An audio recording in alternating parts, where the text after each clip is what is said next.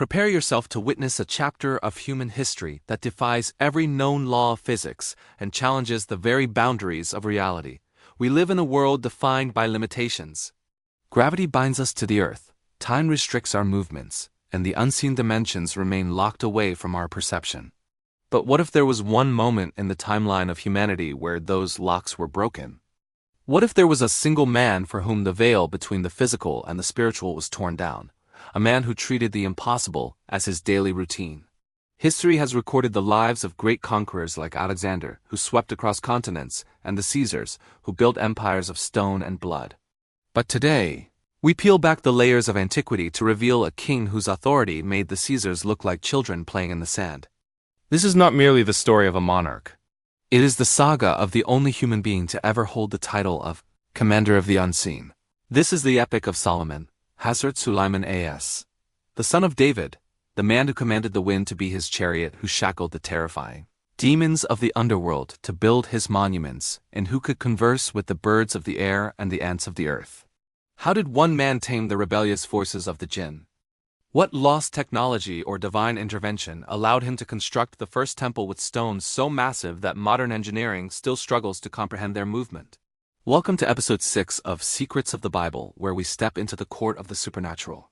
To truly grasp the magnitude of Solomon's golden age, we must first traverse the bridge of blood and struggle that paved the way for his throne. The story does not begin in a palace, but in the dust of the Sinai desert, where we left Moses, Hazrat Sulaiman A.S., and the children of Israel. After the dramatic exodus from Egypt and the drowning of Pharaoh, the Israelites wandered for 40 years, a generation forged in the wilderness. When Moses passed into the mercy of God, the mantle of leadership fell upon the shoulders of Joshua, Yosha bin Nun. It was Joshua who stood before the imposing walls of Jericho, the first barrier to the promised land, and through faith and divine command, saw those walls crumble into dust. He led the nation into Canaan, establishing them in the land of their ancestors. But peace was elusive. For centuries, the tribes of Israel were governed by judges, figures like Gideon and Samson, who fought endless defensive wars against the Philistines and neighboring tyrants. The people cried out for a king, a singular figure to unite their fractured tribes. They were given Saul Talit, but it was the young shepherd boy in his army, David, Hazrat Sulaiman A.S., who would change the destiny of the world. David was a paradox. A warrior who slew the giant Goliath with a single stone, yet a poet whose psalms, Zabur, melted hearts with their devotion. David conquered Jerusalem, transforming it into the spiritual and political capital of the monotheistic world. Yet David's reign was defined by the sword. He was a man of war, spending his life securing the borders and subduing enemies. He dreamed of building a house for God, a holy temple, but that task was reserved for a time of peace. That time would come with his son. When David passed away, his son Solomon ascended the throne, inheriting a kingdom that was secure but ready for a transformation. Solomon was not just a king. He was a prophet endowed with a wisdom that surpassed all understanding. In the early days of his reign, Solomon made a supplication to God that would echo through eternity. He did not ask for immortality, nor did he ask for the destruction of his rivals. He fell into prostration and prayed, "O my Lord, forgive me, and grant me a kingdom which will not belong to anyone else after me, for you are the granter of bounties." This was a request for a singularity, a dominion so unique, so absolute, that it would stand as a testament to God's power forever. The heavens answered this prayer in a way that the human mind can barely comprehend. The first manifestation of this divine authority was the subjugation of the elements themselves. God granted Solomon command over the wind. In the ancient world, travel was the greatest barrier to progress. Caravans took months to cross the scorching deserts, facing bandits, thirst, and exhaustion. But for Solomon, the atmosphere became a highway. The scriptures tell us that the wind was subjected to his command. It blew gently when he desired comfort and transformed into a raging tempest when he needed speed. Imagine the scene. The king would step onto his massive wooden platform, a mobile throne room large enough to hold his ministers, his soldiers, and his supplies. At a mere word from his lips, the wind would surge beneath this structure, lifting tons of wood and metal into the sky as if they were feathers. This was the first air force in history, millennia before the Wright brothers dared to dream of flight. The Quran describes this miracle with specific temporal measurements. Its morning course was a month's journey, and its evening course was a month's journey. This means that in the span of a single morning, Solomon could cover a distance that would take a horseman 30 days to ride. He could inspect the farthest reaches of his empire in Yemen or Syria and be back in Jerusalem for dinner. The people of the ancient Near East would look up from their fields to see the shadow of their king passing over the clouds, a tangible reminder that this was a reign sanctioned by the creator of the heavens. It was a mastery of aerodynamics without engines, a control of weather without technology, a total dominion over the invisible currents of the air. But the mastery of the air, as impressive as it was, paled in comparison to the second gift he was granted. This is where the story enters the realm of the terrifying. Solomon was given authority over the Jinn. In Islamic and Semitic theology, the Jinn are a separate species created from smokeless fire, beings that exist in a parallel dimension alongside humans. They possess immense physical strength, the ability to shapeshift, and speed that rivals the speed of light. For eons, the rebellious among them, the demons or shayateen, had plagued humanity, whispering evil, causing madness, and sowing discord. But under the reign of Solomon, the cosmic order was inverted. God placed these terrifying entities in shackles and handed the keys to a human. The rebellious Jinn were dragged from the shadows and brought to Jerusalem, humbled and enslaved. This was not a partnership. It was a penal colony of the supernatural. Solomon utilized their superhuman abilities to achieve engineering feats that remain impossible to replicate. He divided them into groups based on their specific skill sets. There were the great divers, Jinn, who could plunge into the deepest, darkest abysses of the ocean where the pressure would crush a human instantly.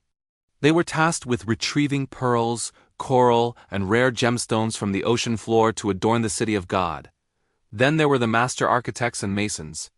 These powerful entities were ordered to construct the legendary First Temple, Beit el-Maqdis.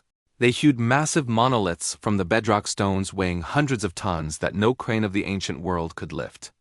If you visit the Temple Mount today and look at the foundation stones, particularly the western wall tunnels, you see blocks of limestone so colossal that modern engineers are baffled by how they were moved and placed with such laser-like precision. This was the labor of the Jinn. They crafted soaring arches, intricate statues, and massive cauldrons for cooking that were as large as lakes. It was a construction site like no other in history. The workers were invisible or monstrous.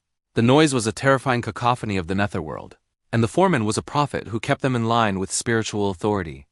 The scriptures mention that these Jinn worked in a state of abject fear. They knew that any deviation from Solomon's command would result in a punishing burning fire. It was the ultimate demonstration of the supremacy of man-God's vicegerent over the forces of fire and chaos. Yet, amidst this terrifying display of raw power, there was a profound, almost poetic gentleness that defined Solomon's character. His dominion was not just over the scary and the strong. It extended to the small and the silent. Solomon was gifted with the unique miracle of understanding the language of animals. He was not merely an observer of nature. He was a participant in it. He could hear the praise of the birds as they soared on the currents he controlled. He could understand the complex communication of the beasts of the field. This ability stripped away the arrogance that usually accompanies power. When you can understand the speech of a creature, you can no longer view it as a mindless object. You see it as a fellow worshipper of the divine. This wisdom was put to the ultimate test in an incident that occurred in the Valley of the Ants, Wadi Anamel. Picture the scene. The colossal army of King Solomon is on the march. It is a spectacle of terrifying grandeur. In the vanguard are the chariots and the cavalry of men, their armor glinting in the sun. Above them, flocks of birds fly in formation, acting as a canopy to shade the king from the desert heat. Behind them, the invisible battalions of the Jinn march with earth-shaking footsteps. The ground trembles. The dust rises. This force is capable of crushing empires. But as they approach a narrow valley, the king's ear catches a sound, a frequency that no other human could detect. It is a tiny, high-pitched voice of desperation. Down in the dust, the queen of the ants is screaming to her colony. She sees the approaching doom and cries out, "O ants! Enter your dwellings, lest Solomon and his soldiers crush you, while they perceive not." In that split second, the ruler of the wind and the Jinn signaled a halt. The entire military machine of the world's superpower came to a grinding, screeching stop. Silence fell over the valley. The generals and the soldiers must have been confused. Why has the king stopped? Is there an ambush? Is there an enemy ahead? No, Solomon had stopped for an ant. He smiled, a smile of deep amusement and gratitude. He was touched by the ant's warning, specifically noting that the ant excused him, saying, "While they perceive not," acknowledging that a prophet would never intentionally harm the innocent. In that moment, Solomon looked up to the heavens and prayed, "My Lord, enable me to be grateful for your favor, which you have bestowed upon me and upon my parents, and to do righteousness, of which you approve." He ordered his army to divert their path, carefully stepping around the valley to ensure not a single exoskeleton was crushed. This singular event encapsulates the essence of his rule: absolute power paired with absolute humility. A man who could command demons to build fortresses was careful enough to save an insect. It taught the world that true leadership is not just about conquering the strong, but about protecting the weak. This balance of power, the ability to crush and the choice to save, was about to be tested on a geopolitical scale. For miles away, in the rich lands of the south, a report was coming in. A bird, the hoopoe, was absent from roll call, and upon its return, it would bring news of a mysterious queen who worshipped the sun and possessed a throne of gold. The stage was set for a confrontation that would blend diplomacy, theology, and magic. The sun hung high over the city of Jerusalem, casting long shadows over the greatest military assembly the ancient world had ever seen. King Solomon, the commander of the faithful and ruler of the supernatural, sat upon his wind-borne throne, inspecting his troops. This was not merely a review of soldiers. It was a roll call of nature itself. The lions and beasts stood in disciplined rows. The Jinn remained invisible but palpable in their terrifying silence, and above them, the birds of the sky hovered in precise formation, providing a living canopy of shade for their monarch. But Solomon's sharp eyes, gifted with divine perception, noticed a gap in the formation. A single shaft of sunlight pierced through the flock where a bird should have been. The king frowned. He demanded, "Why do I not see the hoopoe, or is he among the absentees?" In a kingdom defined by absolute discipline, absence was not just a mistake, it was treason. Solomon declared that unless the bird brought a valid excuse, it would face a severe punishment. The tension in the court was palpable, even the animals trembled at the king's displeasure. But a short time later, the hoopoe returned. This was no ordinary bird. It was an intelligence officer in Solomon's aerial reconnaissance network. It landed before the king, not in fear, but with the confidence of a scout who holds vital information. "I have encompassed that which you have not encompassed," the bird chirped, "and I have come to you from Sheba with certain news." The bird described a land to the south, modern-day Yemen, a civilization rich in spices and gold, ruled by a woman of immense power named Bilqis, the queen of Sheba. She possessed a magnificent throne, a symbol of her political might. But the bird also brought a dark spiritual report. "I found her and her people prostrating to the sun instead of Allah." This was the trigger. Solomon was not a conqueror driven by greed. He was a prophet driven by truth. He did not covet her gold, but he could not abide her idolatry. He ordered a letter to be written, a missive that would become legendary for its brevity and power.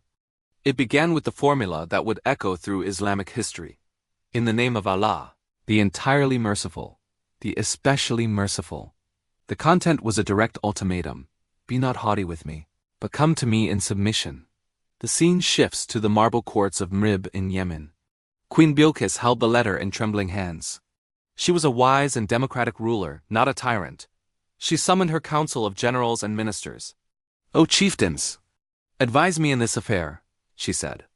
Her generals, flexing their muscles, replied with the arrogance of men who had never known defeat. "We are men of great strength and great military might, but the command is yours." They wanted war. They wanted to march on Jerusalem. But Bilqis possessed a wisdom that her generals lacked.